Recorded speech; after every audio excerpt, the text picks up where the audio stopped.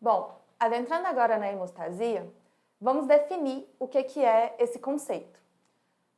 A hemostasia é a capacidade do corpo de estabilizar e fazer um equilíbrio frente a uma lesão endotelial. Então eu tenho lá um vaso e esse vaso ele se rompeu. A primeira coisa que eu tenho que fazer é meio que colocar um band-aid para que esse sangue não extravase, não cause aí uma hemorragia, não tenha perda desse volume que altere a capacidade de irrigação do nosso corpo.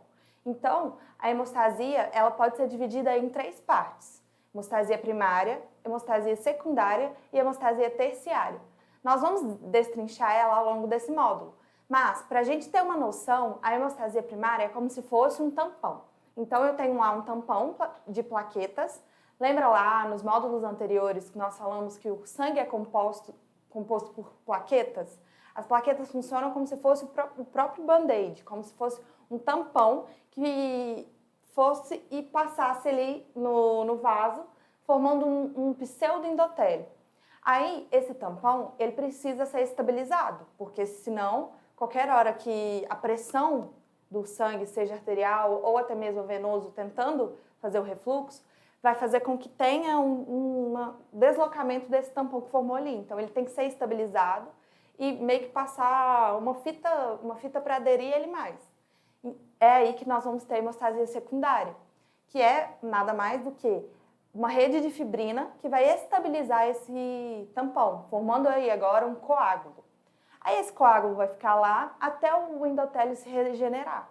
Quando ele se regenera, a gente não precisa mais daquele tampão. Então eu tenho a hemostasia terciária, que é a lise daquele coágulo com o tecido já se regenerando.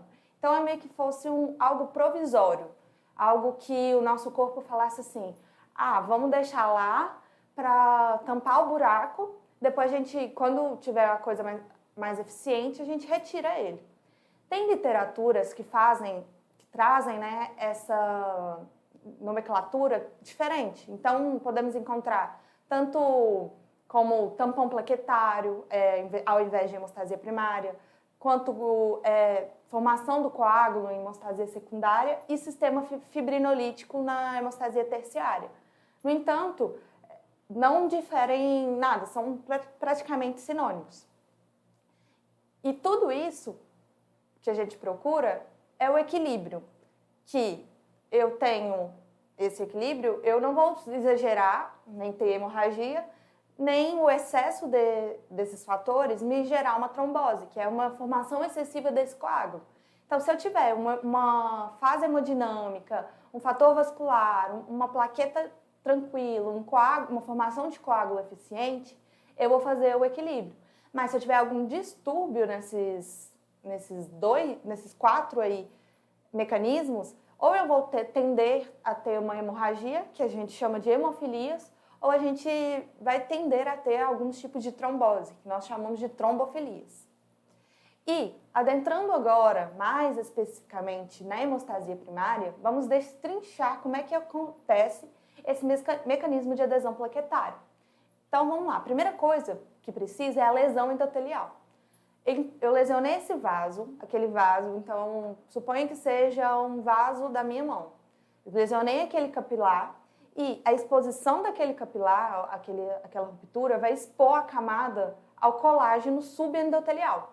Então, eu tenho as células pavimentosas lá, elas vão se desgastar, seja por algum trauma, seja por até mesmo a alta pressão sanguínea, que quando bate ali pode fazer um tipo de lesão.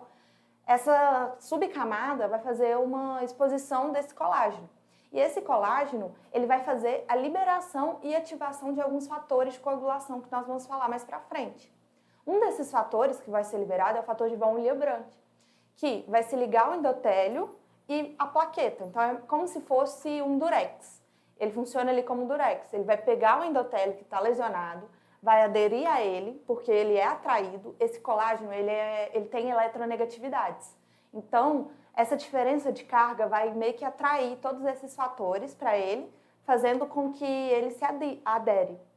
O fator de von Willebrand aderido puxa a plaqueta, então ele vai aderir também à plaqueta, ajudando ali a formar um coágulo um tampão plaquetário, né? Não chega a ser coágulo ainda, um tampão plaquetário para suprir aquele defeito que foi causado pela lesão endotelial. A partir do que o fator se liga à plaqueta, ela vai mudar a sua conformação. Então, antes, o que ela era inativada, ela começa a ser ativada. Então, ela começa a emitir pseudópodes também. E, com isso, ela vai se aderir e meio que substituir, né, provisoriamente, o endotélio, formando aí o tampão plaquetário. Há outros fatores que também ajudam nessa questão da formação do tampão. Um deles é o tromboxano. Então, a ativação plaquetária também depende de outros fatores, como o tromboxano, o fator 7, que nós vamos ver lá na cascata de coagulação, ele também é importante. E como que o tromboxano ajuda? Então, eu tive a lesão endotelial, teve ruptura de células, eu vou liberar a cascata do ácido araquidônico.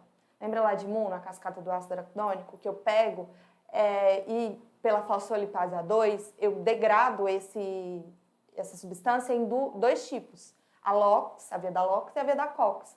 Lá na via da COX-1, eu tenho a liberação de tromboxanos. Então, esses tromboxanos também vão funcionar como se fosse um durex para aderir mais essa plaqueta àquele local de lesão. Então, eu tenho aqui nada mais do que a representação por imagem de tudo que a gente está falando.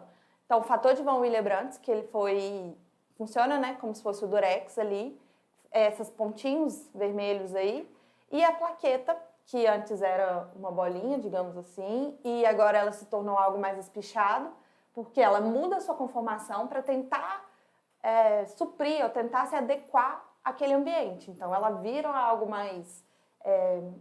uma forma mais bacilar, mais esticada, para tentar parecer com o endotélio que foi rompido, que foi lesionado.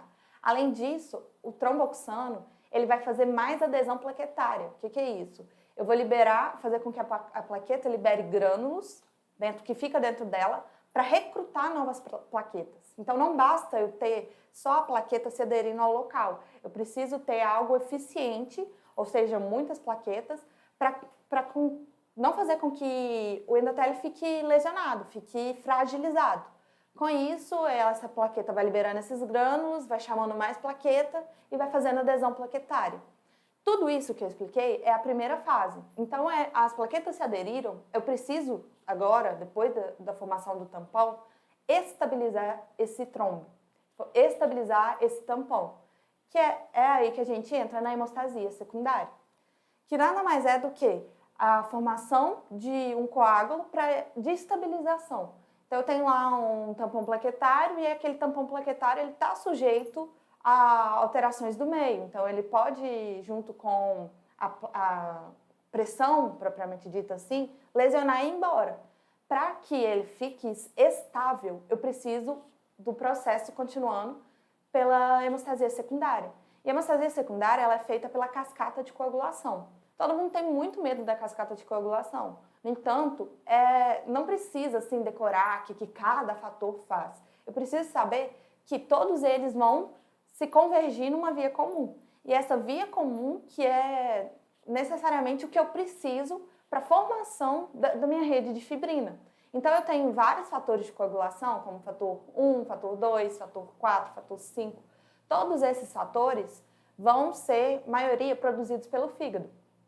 E algum deles, como fator 2, 7, 9 e 10, além das proteínas C e proteína S, que nós vamos falar mais para frente, eles vão ser fatores dependentes de vitamina K. Então, essa vitamina K ela atua como uma enzima, como se fosse um cofator para a produção, né, nessas reações. Lembra que enzimas, lá no ensino médio, enzima catalisa a reação, deixa a reação mais rápida?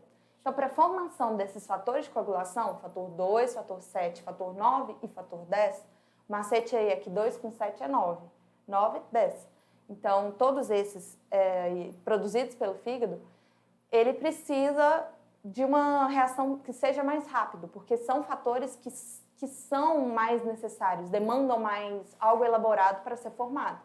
Dessa forma, se eu não tiver vitamina K, se eu tiver deficiência dessa vitamina, que nós vamos ver em alguns medicamentos, por exemplo, que inibem a cascata de coagulação, eles agem diretamente na vitamina K.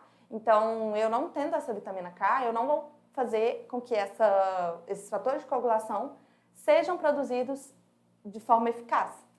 E, além disso, os outros que não são dependentes, mas também são produzidos pelo fígado. E, adentrando aí na hemostasia secundária e na cascata de coagulação, eu tenho que entender que eu tenho dois tipos de via. A via intrínseca e a via extrínseca.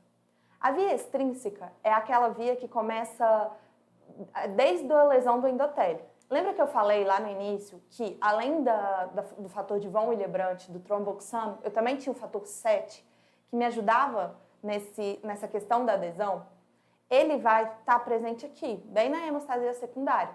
Então, assim que eu tiver a lesão, eu tenho o fator 7 sendo liberado. Lembrando que o fator 7 é o único produzido pelo tecido, então ele é um fator tecidual. E com essa liberação, com essa lesão, eu vou fazer com que ele haja convergência, ou seja, ele vai se converter, vai se fazer com que tenha chegada na sua via comum.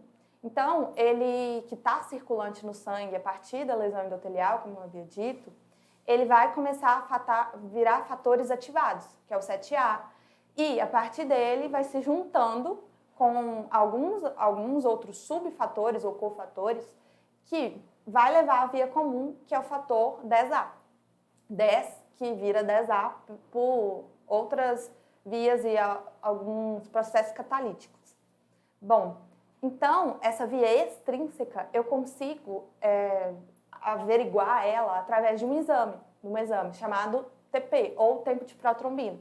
Esse exame, ele faz com que eu consiga averiguar se o meu defeito está na via extrínseca ou se está além dela. Porque se ele estiver normal e eu tiver um defeito de coagulação, me mostra que a via extrínseca está normal. O que é extrínseca? Que não depende necessariamente do fígado. Então, intrínseco, já agora passando para a via intrínseco, eu começo lá no fator 12, que ele vai se converter, vai ser ativado em fator 12A. Depois disso, também se cliva, forma fator 11 vira 11A, o 11A vira 9, que vira 9A. Tudo isso dependente também do cálcio. Então, o cálcio é muito importante para essa questão da coagulação, porque é ele que faz um fator ativado se clivar em outro fator. Aí, a partir do 9, ele vira 9A, e o 9, ele é muito importante porque o defeito dele, que nós vamos falar para frente, dá um tipo de hemofilia. Então, a ausência dele faz com que eu interrompa toda a minha via intrínseca. Pensando aí na via intrínseca, é toda essa parte que começa desde o fator 12. Então, eu tenho a cascata toda, a ponta esquerda ali no fator 7, eu tenho a via extrínseca, e a partir da ponta direita ali no fator 12, eu tenho a via intrínseca, que é dependente de fatores que são produzidos pelo fígado. E, a partir disso, eu vou chegar na minha via comum, que é o 10 ativado em 10A. É o fator 10 ativado que vai fazer com que a protrombina se converta em trombina. E a trombina é uma proteína que faz também a catalisação do fibrinogênio em fibrina. Então, eu tenho um denominador comum de toda essa bagunça aí, é a fibrina. Então, tudo isso, todas essas reações acontecem para que redes de fibrina sejam formadas e aquele coágulo, aquele tampão que eu fiz lá na frente, lá atrás, lembra? Aquele tampão só de plaquetas, ele seja estabilizado. É como se eu fosse passar uma corda, pensa num caminhão de mudança. Então, tá cheio de coisa lá dentro e ele vai passar por uma viagem.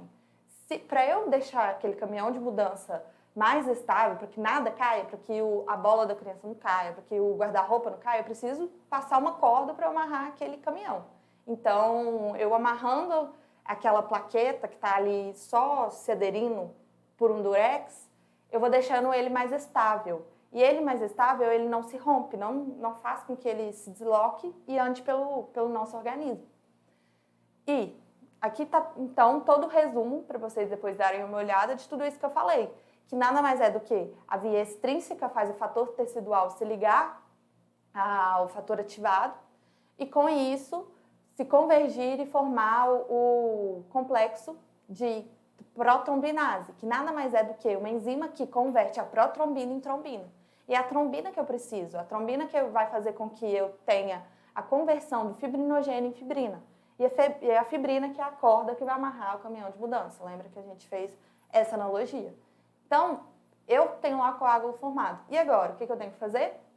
Eu tenho que esperar aquele tecido cicatrizar e então o endotélio, ele avisa para o organismo, avisa para a corrente sanguínea e fala assim, olha, tá tudo certo aqui, já me recompus, botei um cropped reagir.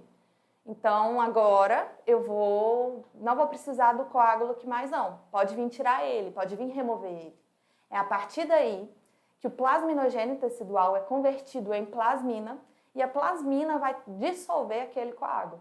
Vai pegar e vai comer ele e vai degradar aquela fibrina, fazendo com que gere produtos de degradação. Um desses produtos de degradação é o dedímero, que também vai ser um exame muito importante para ser dosado e vamos analisar ele mais para frente. Então, toda essa questão, toda essa hemostasia, todo esse mecanismo, desde o início da formação até a dissolução. Eu tenho a dissolução, acabou. Aquele vaso foi regenerado, foi cicatrizado, está lá bonitinho, as plaquetas têm a sua degradação, tem a fibrina também, ou elas voltam para a corrente sanguínea e podem fazer novos trabalhos, ou elas são degradadas.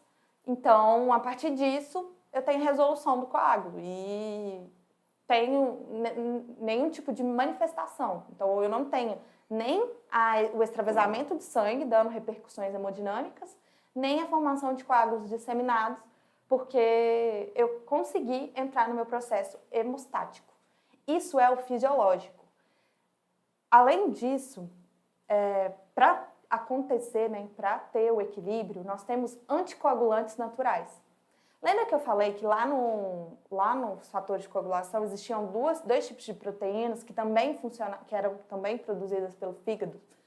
É a proteína C e a proteína S. Além delas, eu também tenho a antitrombina. Então, se eu tenho uma proteína que é antitrombina, que é a antitrombina 3, quer dizer que eu não vou ter formação de coágulo.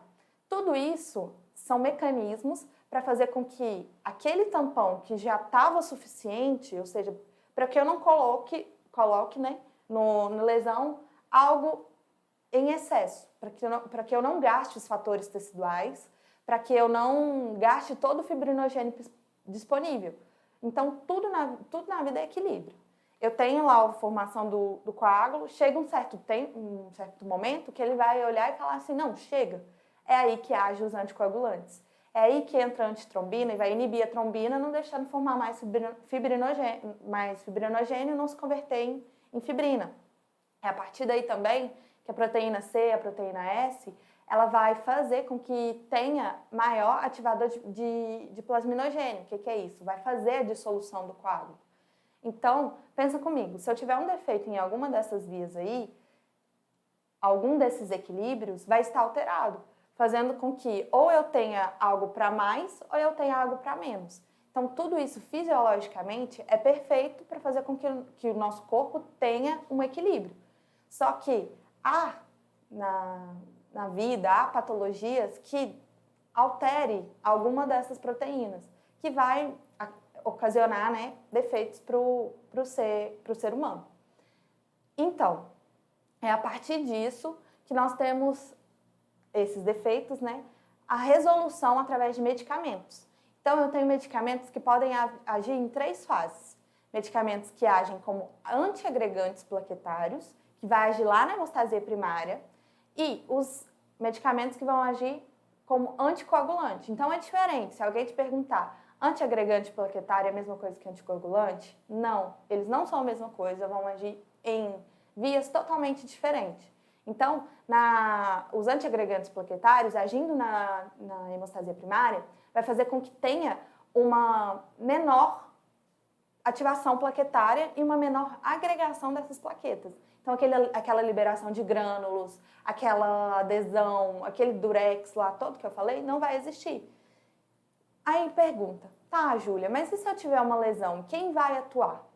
Então, não é bem assim, não é que ele vai inibir todas as plaquetas, mas ele vai fazer com que não tenha um excesso.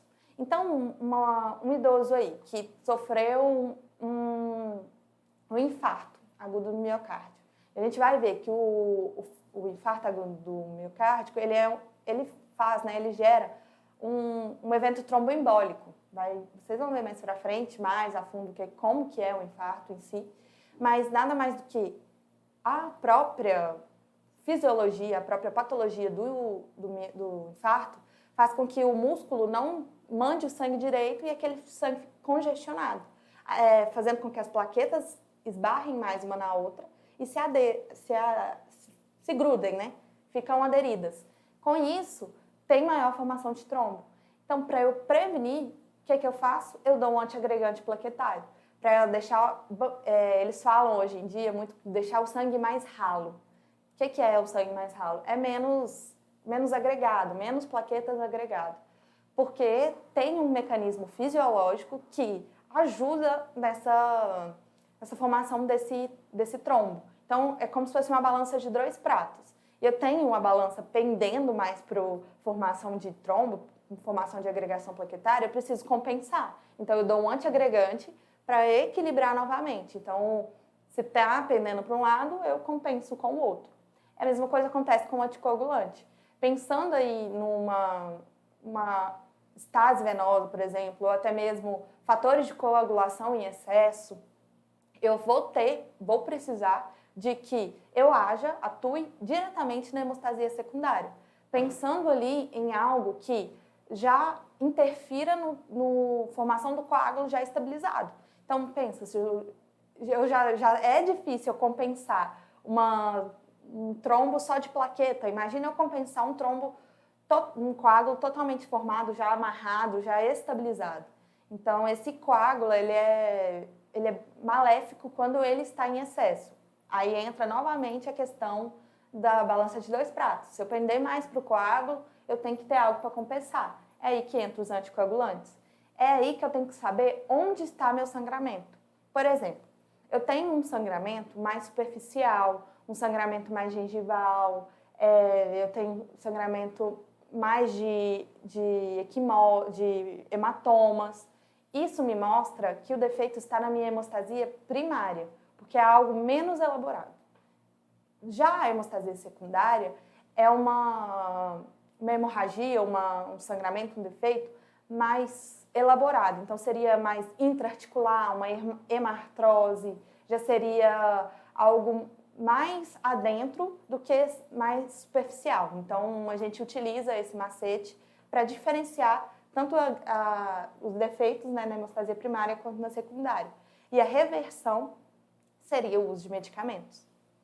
E, adentrando no mecanismo de ação de cada um e falando desses antiagregantes, nós vamos ter 3 classes. A primeira classe é o da inibição da síntese de prostaglandinas. Então, nada mais do que a gente pegando o conceito puro, é um AINE. Só que eles viram, através de pesquisas, que existem um AINE que é totalmente direcionado para essa inibição da agregação plaquetária, que é o AS, que é aquele AS infantil, que é utilizado, a aspirina. Então, a partir de estudos, que tem várias literaturas que falam isso, eles viram que o AS ele consegue se ligar à COX-1 irreversivelmente. Com isso, a COX não vai produzir os seus produtos, né? Um desses produtos principais é o tromboxano. Com isso, não tendo tromboxano, não vai ter ativação plaquetária, não vai liberar grânulos e não vai ter mais adesão plaquetária. Então, mesmo eu ativando ela, eu não vou ter adesão de uma plaqueta com a outra, assim como eu havia explicado lá no início. Então, ele hoje em dia é um dos mais utilizados dessa classe e é uma medicação barata que tem na rede, que ajuda bastante, principalmente em pacientes pós-IAM, que é o infarto. Então, o paciente que sofre infarto, ele já leva de brinde para casa um AS, justamente por ter nesses mecanismos que fazem a formação do trombo mais, aquela balança mais pendente para um lado, eu preciso compensar utilizando essa medicação. Outro tipo de medicamento que eu tenho é os inibidores da agregação plaquetária induzida pelo ADP.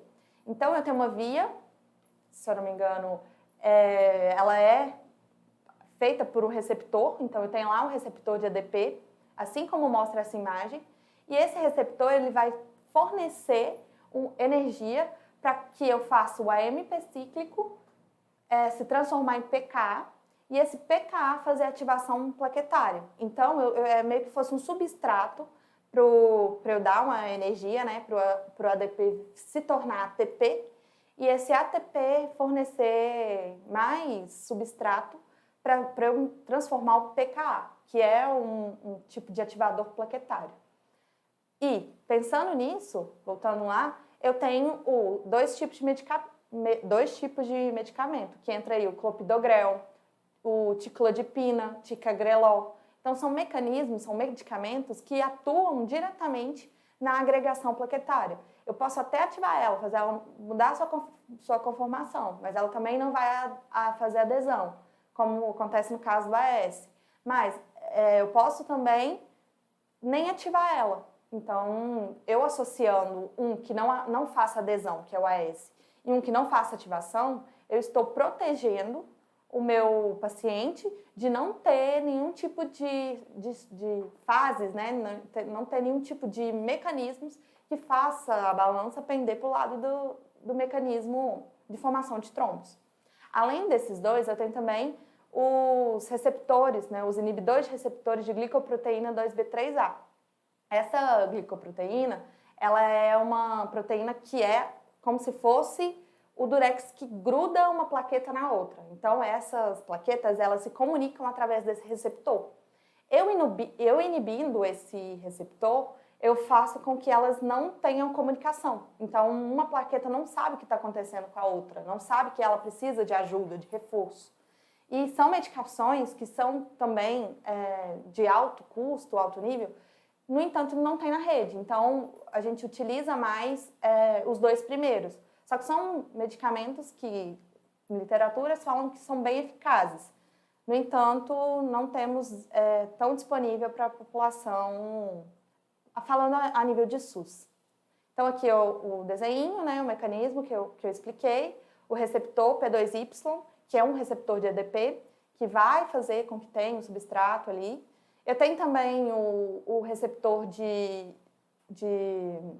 2B3A, que não está nessa imagem, mas ele fica bem abaixo ali da plaqueta, que faz a comunicação de uma plaqueta com a outra. Então, age também em todos aqueles medicamentos, que são os principais, tá? Existem diversos outros, existem anticorpos, antiplaquetários, existem vários fatores que atuam, mas esses três são os principais que devemos saber por agora.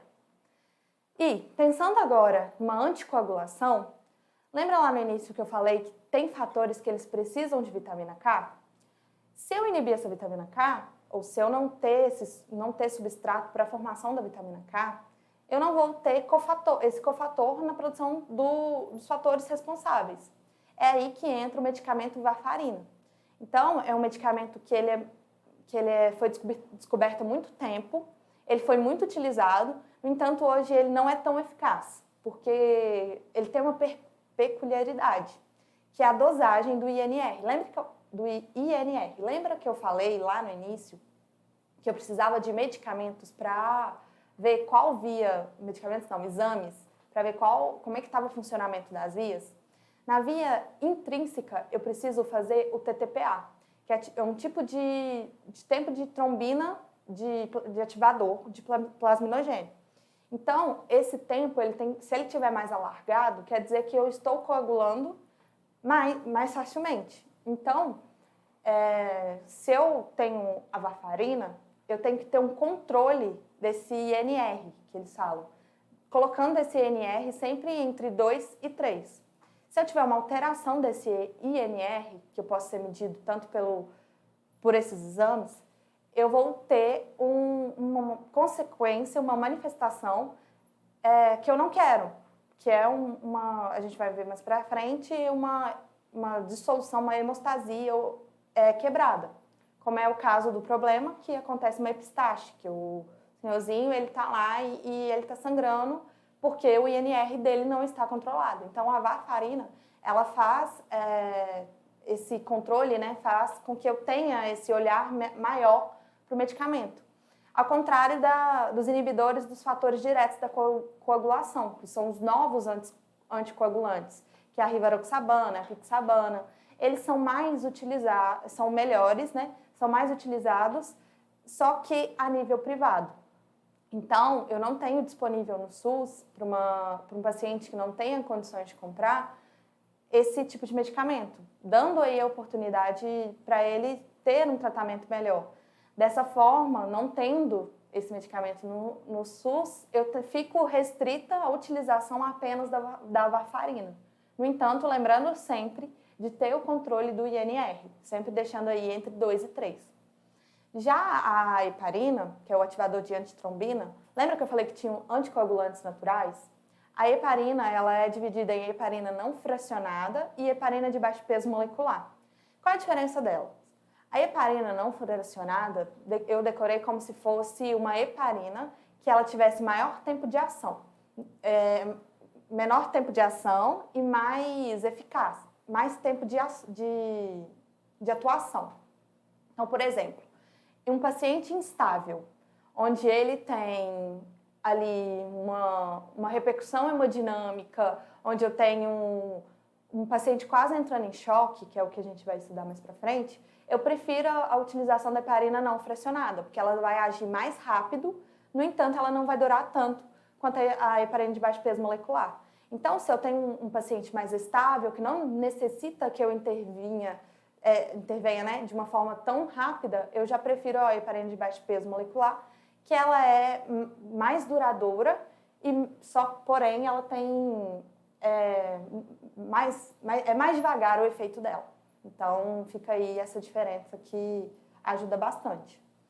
E aqui eu trouxe mais ou menos como é que atua cada um. Então, inibindo ali a antitrombina 3, eu tenho as especificações dos tipos de medicamento. E inibindo ali o fator 10A, eu tenho a rivaroxabana, tenho a apixabana, todos aqueles que eu falei. Então, eles atuam diretamente na cascata de coagulação. E, além disso, fora, né, desse desenho aí, eu tenho aqueles que não chegam nem a produzir os fatores, que é a varfarina, né, da vitamina K.